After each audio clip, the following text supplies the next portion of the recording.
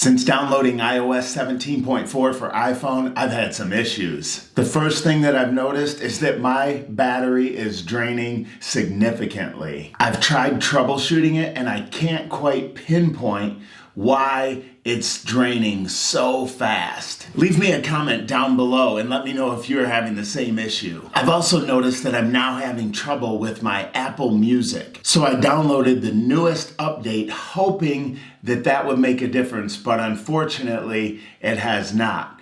But I did find one new setting in Apple Music that I think is significant. Grab your phone. Tap on Settings, scroll down until you get to Apple Music, and then from here scroll down Dolby Atmos.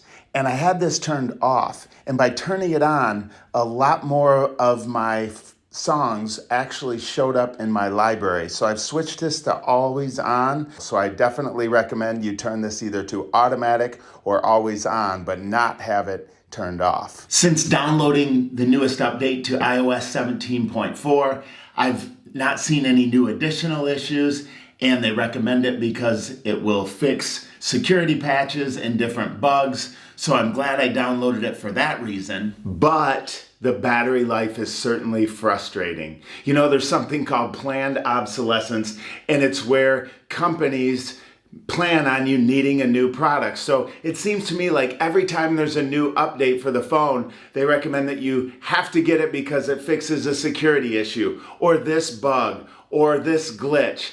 But in reality, it's taking more and more memory, so the older phones are getting slower and slower until eventually you need to purchase a new iPhone.